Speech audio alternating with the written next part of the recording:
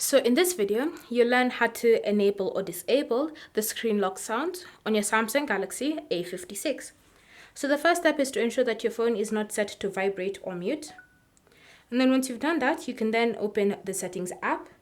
You want to scroll and select sounds and vibration. From here, choose the option system sound, and then you should see an option with a toggle next to it labeled screen lock/unlock. So currently it's enabled, which is why whenever I lock my phone or unlock it, you can hear a sound coming from my device.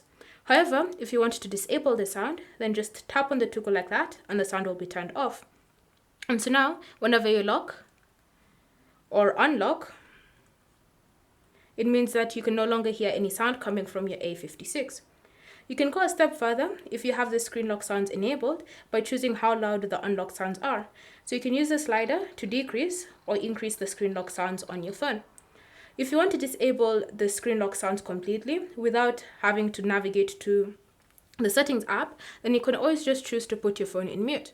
Bear in mind, by putting the phone in mute, it means that you're disabling any other system sounds on your A56.